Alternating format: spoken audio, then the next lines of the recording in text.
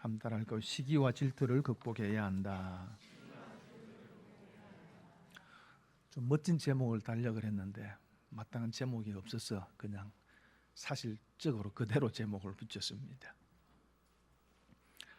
기독교 전통에 7가지 대죄라고 하는 것이 있습니다. 교만, 질투, 분노, 탐심, 탐식, 게으름, 정욕.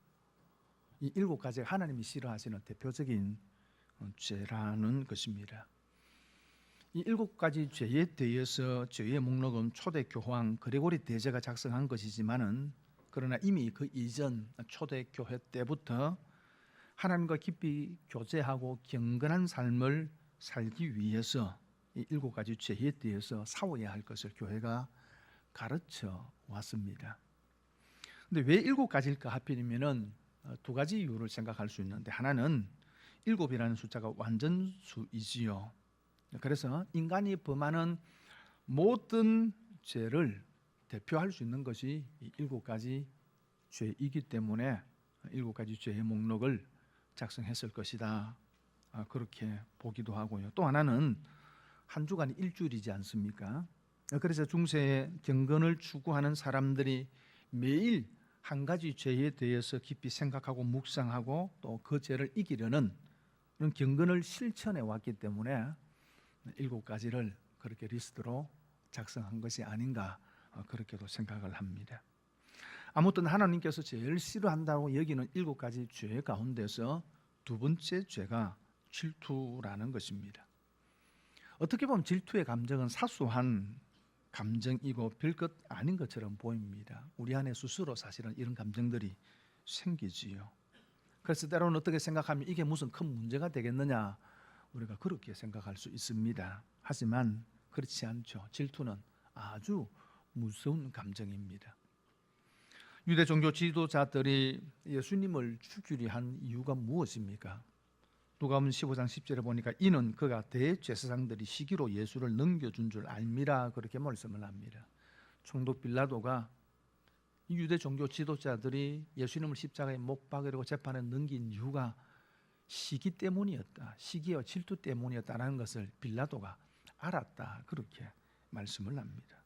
참 무서운 감정이 질투라는 감정입니다. 유대인들의 전해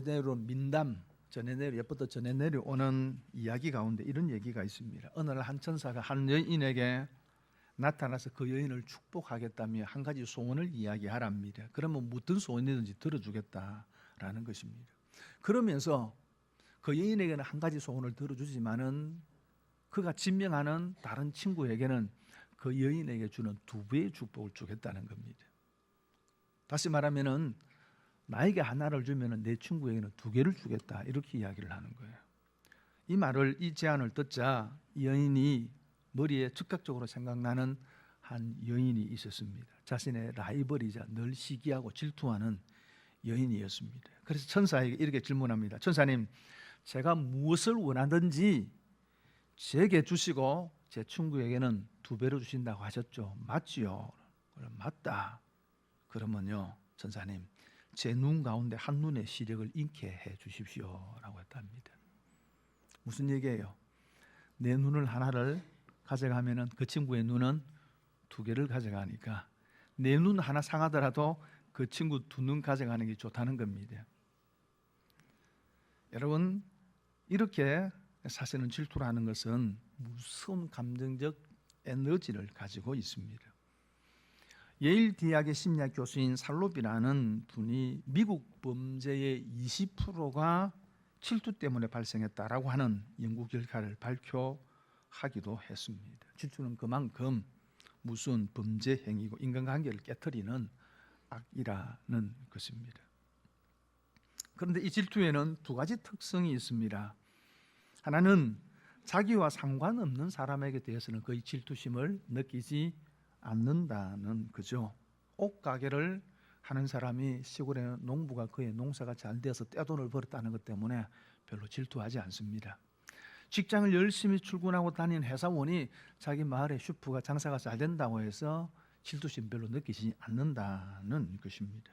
이런 질투라는 것은 대부분 같은 분야에서 경쟁 관계 속에 있는 사람에게 느끼는 감정이고요. 뿐만 아니라 아주 가까운 인간관계 속에서 더 자주 작용을 합니다. 그래서 함께 일하는 동료나 그 공동체 안의 구성원들 사이에서 이런 질투의 감정이 더 쉽게 발생한다는 것입니다. 그래서 사실은 원만한 인간관계가 되기 위해서는 이 질투심을 사실 잘 극복해야 합니다. 그리고 두 번째 가지는 특징은 질투의 희생자는 반드시 자기 자신이라는 것입니다. 누구에 대해서 질투심을 갖게 되어지면은 사실 우리는 그 사람에 대해서 험담도 많이 하고 또 그 사람이 하는 일들이 잘 안 됐으면 바라기도 하고 더 나아가서 그 일이 안 되도록 때로는 꾀를 서기도 합니다. 그런데 신기한 거는 그러면 그럴수록 낭패를 보는 것은 오히려 자신이라는 것입니다. 이런 우화가 있습니다. 한 농부가 염소와 나귀를 기르고 있었습니다. 주인은 무거운 짐을 묵묵히 잘 나르는 나귀를 매우 사랑했습니다. 그런데 염소는 이런 주인의 태도가 못마땅했습니다. 염소는 나귀에 대해서 늘 시기와 질투를 느끼면서 어떻게 하면 저 나귀를 해코지할까 궁리를 하다가 어느 날 나귀에게 이렇게 이야기를 합니다. 나귀야, 너처럼 불쌍한 짐승도 없을 거야. 왜 주인은 너에게만 이렇게 힘든 일을 자꾸 시키는 줄 모르겠어. 억울하지 않니? 내가 너에게 한 가지 좋은 계책을 가르쳐 줄게. 그리고는 나귀의 귀에 대고 이렇게 소곤소곤 대는 것입니다. 네가 짐을 싣고 겨울을 건널 때 자꾸 넘어지라. 그러면 주인이 네가 쇠약한 줄 알고 아마 힘든 일을 안 시킬 거다. 나귀가 가만히 생각해 보니까 그 일이 맞는 것 같아요. 그래서 겨울을 건널 때마다 자꾸 넘어집니다. 주인은 평소에 그 건강한 나귀가 갑자기 어느 날부터 넘어지는 것을 보고 깜짝 놀라서 의사를 데려왔습니다. 의사가 진단을 하는데 이렇게 이야기를 하는 거예요. 나귀의 기력이 쇠하여졌으니 염소의 간을 먹이십시오. 그러면 금방 회복될 것입니다. 주인이 어떻게 했을까요? 나귀를 위해서 염소를 잡아서 나귀에게 먹였다는 것입니다. 결국은 질투를 하고 희생된 것은 염소 자신이라는 거죠. 우리가 다른 사람들에게 이런 감정을 가지게 되어지면 결국은 그것이 나를 상하게 한다는 것입니다. 오늘 본문의 얘기가 그 얘기입니다. 질투로 인해서 참 불행한 삶을 또 망하는 길로 들어가는 사울의 얘기입니다. 8절에 이렇게 말씀합니다. 같이 읽겠습니다. 시작. 사울이 그 말을 불쾌하여 심히 노하여 이르되 다윗에게는 만만을 돌리고 내게는 천천만 돌리니 그가 더 얻을 것이 나라 말고 무엇이냐 하고. 다윗이 골리앗을 물리치자 이스라엘의 영웅이 되어집니다. 그 이후에도 그가 가는 곳마다 전쟁에서 승리하게 되어집니다. 그러자 여인들이 춤추며 노래하죠. 사울이 죽인 자는 천천히고 다윗이 죽인 자는 만만이다 하고 노래를 합니다. 이 노래를 듣자 사울의 마음이 불쾌했습니다. 그러면서 다윗을 향한 질투심이 생기고, 그러면 이제 다윗이 나라 말고 더 얻을 것이 무엇이 있겠느냐 생각하면서 다윗을 주목하기 시작합니다. 이런 시기와 질투의 마음이 사울의 마음을 사로잡고 그 마음이 부정적인 감정에 의해서 다스림을 받게 되어지자 오늘 본문에 보면은 여러 가지 현상이 나타나는 것을 보게 되어집니다. 첫 번째 나타나는 현상이 화를 냅니다. 8절에 보면은 사울이 그 말에 불쾌하여 심히 노하여 그렇게 말합니다. 화내는 것 때로는 필요하죠. 너무 화를 자꾸 사기면 그게 마음에 병이 됩니다. 때로는 이런 분노도 분출하면은 또 마음이 건강해지죠. 그리고 화를 오래 품고 있으면은 안 됩니다. 그리고 우리가 화를 내지만은 사실은 화내고 나서 흔히 이야기해서 그죠? 뒤끝이 좋아야 되죠. 그런데 이런 질투의 감정이 생기면, 부정적인 감정이 내 안을 지배하게 되어지면은요, 사실은요 밑도 끝도 없이 자꾸 화를 나게 되어집니다. 그리고 또 하나는 사실을 인정하려 하지 않습니다. 여러분, 사울이 죽인 자는 천천히고 다윗이 죽인 자는 만만이다라고 하는 이 노래는 거짓입니까? 사실입니까? 사실이잖아요. 다윗이 골리앗을 물리치고 난 이후 그가 군대의 장로로 임명을 받고 전쟁에 나갈 때마다 승리합니다. 정말로 그가 사울 다윗이 죽인 자는 만만이었습니다. 그런데 사울은 이 사실을 인정하고 싶지 않았습니다. 우리의 마음에 이런 부정적인 감정을 가지게 되어지면은요, 그 인간이 하는 게 다 싫습니다. 그죠? 인정하려 하지 않습니다. 그럼 모든 것을 부정적으로 보죠. 이걸 전문 용어로 꼴깝게 보인다, 그렇게 이야기합니다. 그죠? 그리고 세 번째로 과대망상이 생깁니다. 8절에 보면 뭐라고 이야기합니까? 그가 더 얻을 것이 나라 말고 무엇이냐라고 그렇게 생각합니다. 물론 하나님의 뜻은 다윗이 사울을 이어 이스라엘의 왕이 되는 것입니다. 분명히 하나님께서 계획하신 대로 하실 것입니다. 그러나 그렇다고 해서 그것을 다윗이 의도한 것이 아닙니다. 내가 전쟁에서 승리하고 백성의 인기를 얻고 그리고 내가 사울을 몰아내고 내가 왕이 되어야지, 다윗이 그렇게 생각한 것은 아닙니다. 하지만 사울의 눈에는 그렇게 보였습니다. 여러분, 질투의 마음을 빼앗기고 마음이 상하면은 별것 아닌 것도 크게 보이고 크게 들리는 것입니다. 농담을 한마디 해도 그 농담이 농담으로 들리는 것이 아니라 나를 무시하는 것으로 들립니다. 그리고 네 번째로는요, 자기 행동보다는 상대방의 행동을 주목하게 됩니다. 9절에 보니까 그날 후로 사울이 다윗을 주목하였더라, 그렇게 말씀을, 주목했다, 단지 바라봤다는 그 말입니까? 아니죠. 곱지 않은 눈으로 보았다는 것입니다. 그래서 영어 성경에는 질투의 눈으로 보았다, 그렇게 말씀하고 있습니다. 질투와 의심의 눈으로 늘 다윗을 보아보았다는 것입니다. 여러분, 이렇게 질투심이 생기면은요, 사실은 그 사람을 잊지를 못합니다. 나 그 사람 신경 안 써.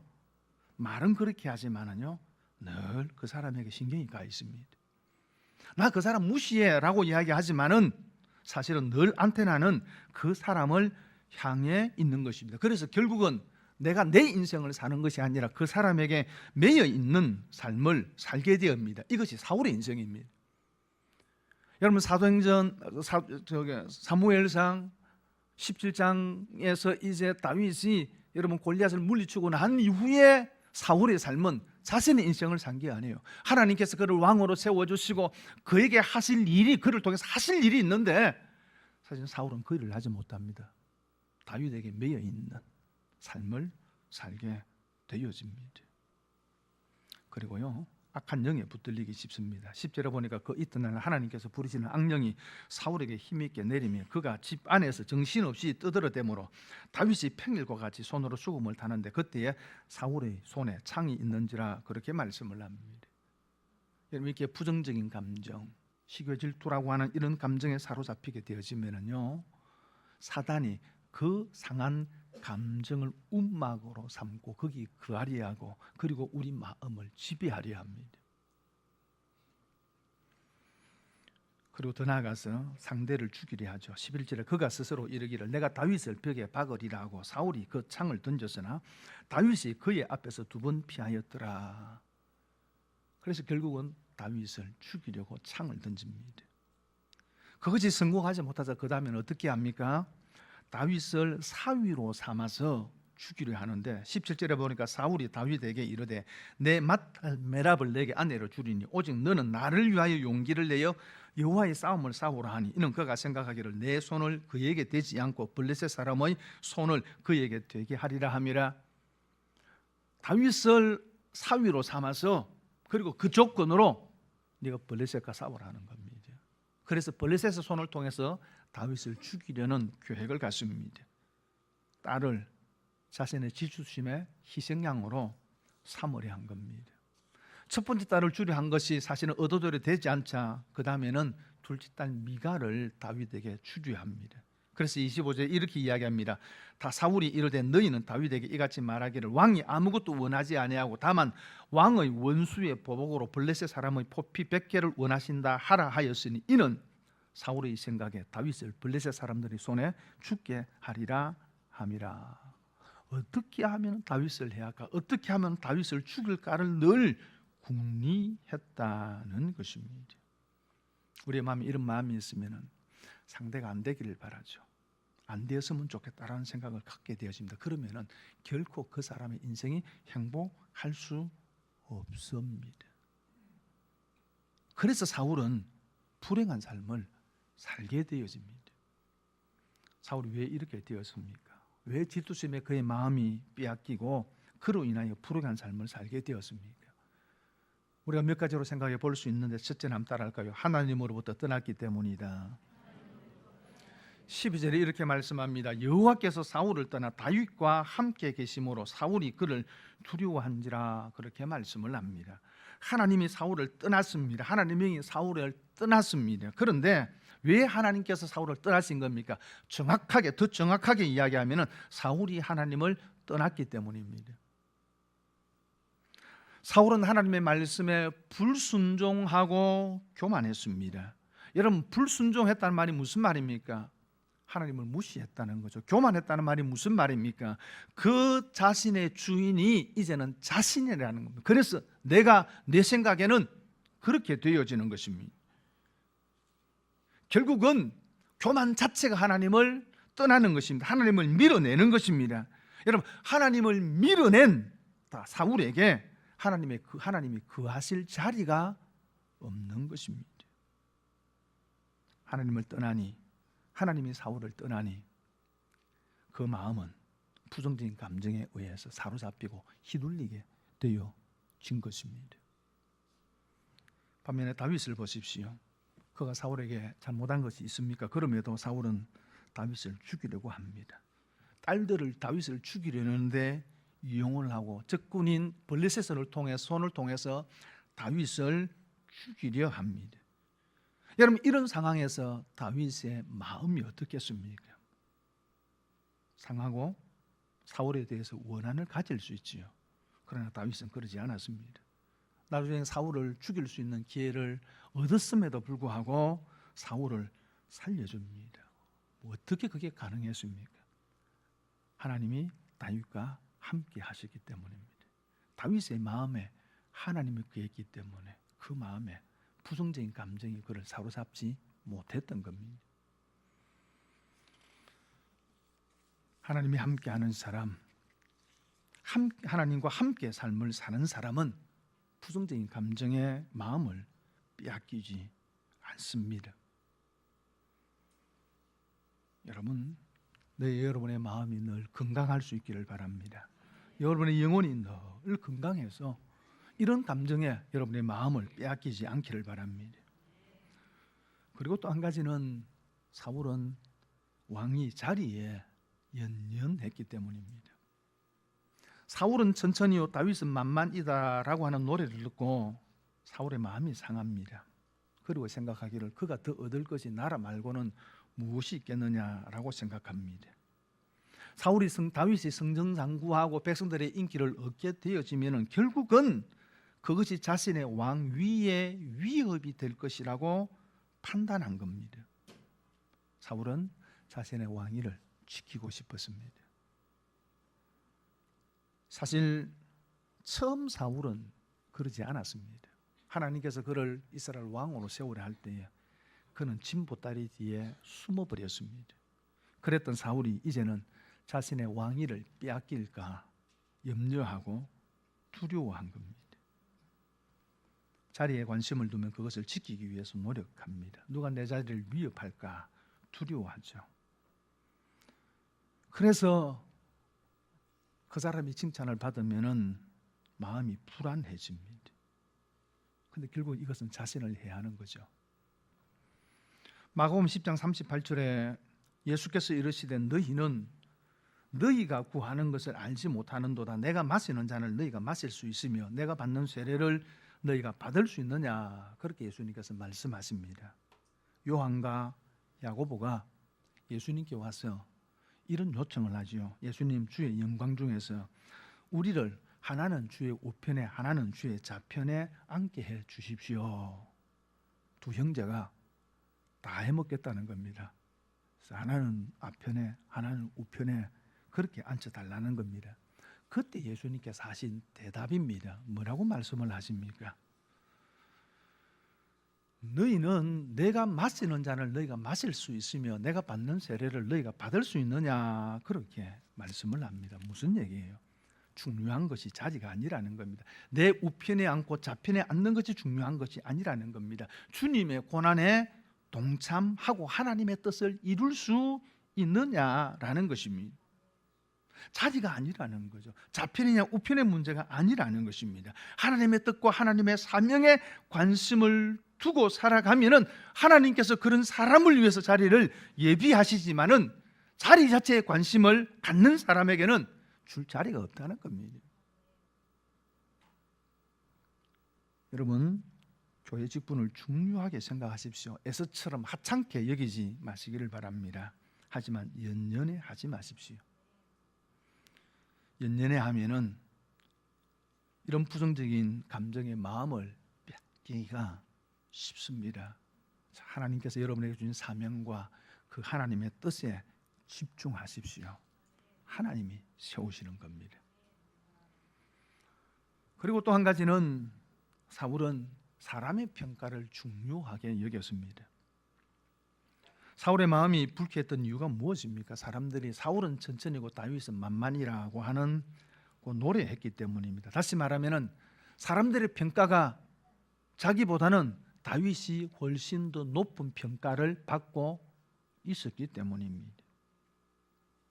물론 이건 사실이지요. 사울은 천천히고 다윗은 만만히는 사실입니다. 하지만 그건 역시도 사람들의 평가입니다. 사람의 평가가 하나님의 평가와 다를 수 있죠. 여러분, 예수님의 제자들 가운데서 베드로, 요한, 야고보, 우리가 너무나도 이렇게 잘 알고 있는 사람들입니다. 그런데 여러분, 이 사람들을 기억하십니까? 알표의 아들 야고보, 셀로딘 시몬, 다데오. 우리는 이 사람들을 잘 기억하지 않습니다. 우리도 잘 기억하지 않는 무명의 사람들입니다. 그러나 이들도 예수님의 12 제자 가운데 있는 사람들입니다. 여러분, 이 사람들이 우리에게는 지금 잘 기억되지 않지만은, 우리에게는 무명한 사람이지만은 하나님 앞에서도 무명할까요? 아닙니다. 사람의 평가와 하나님의 평가가 다를 수 있습니다. 물론 그렇다고 해서 사람으로부터 칭찬과 인정을 받는다는 것이 잘못된 것이 아닙니다. 그리고 또한 사람의 인정과 칭찬을 받으면 하나님의 인정을 받지 못한다는 것도 아닙니다. 하나님께 인정받고 사람에게도 인정받을 수 있습니다. 그러나 다를 수 있다는 겁니다. 다르다면 하나님께서는 인정받지만 사람에게는 인정받지 못할 수 있고, 사람에게는 인정받지만 하나님께 인정받지 못할 수 있다면, 그렇다면 우리가 먼저 구해야 될 것은 사람의 인정이 아니고 하나님의 인정이라는 것입니다. 하나님의 칭찬이라는 것입니다. 어느 식당 뒤편에 개들이 모여 있었습니다. 이 개들 날마다 주방장이 이제 던져주는 남은 음식 찌꺼기를 먹고, 그리고 그 음식에 대해서 평가를 했습니다. 주방장이 바뀌었습니다. 근데 이 개들이 음식 찌꺼기를 먹으면서 이렇게 이야기하는 겁니다. 야, 이번 주방장 음식 맛이 형편없어. 근데 이 주방장이 우연히 뒤뜰에 나왔다 그 얘기를 듣고 그 말에 신경이 쓰이기 시작을 합니다. 그래서 개들의 입맛에 맞는 음식을 준비해서 사람에게도 주고 개에게도 주었습니다. 개들이 아주 좋아합니다. 그런데 그 다음날 잘렸습니다. 여러분, 주방장이 중요한 것은 개의 평가가 아니고 손님의 평가입니다. 우리에게도 중요한 것이 사람의 평가가 아니고 하나님의 평가입니다. 그런데 다윗은 그러지 못했습니다. 하나님과 함께하는 삶을 살 수 있기를 바랍니다. 늘 교제하고, 그래서 여러분 안에 은혜가 충만하면은 다른 부정적인 감정이 여러분을 사로잡을 수가 없습니다. 자리에 연연하지 마시고요, 사명에 집중하시고요, 하나님의 뜻에 집중하시기를 바랍니다. 그리고 사람보다는 하나님을 두려워하십시오. 사람의 평가보다는 하나님의 인정받기를 구하시기를 바랍니다. 여러분, 그래서 부정적인 감정에 사로잡히지 말고 시기와 질투에 여러분의 마음이 빼앗기지 않기를 바랍니다. 여러분, 세상에는 1등이 한 명밖에 없습니다.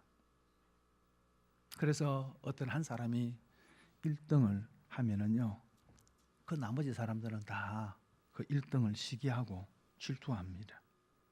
하지만 하나님의 나라에서는 모두가 1등이 될 수 있습니다. 그 사람이 1등 하기 때문에 나는 2등밖에 할 수 없어. 그건 하나님 나라의 법칙이 아닙니다. 하나님의 나라에서는 모두가 1등 할 수 있습니다. 하나님의 나라에서는 그 사람하고 나와의 경쟁이 아닙니다. 하나님의 나라에서는 내 자신과의 경쟁입니다.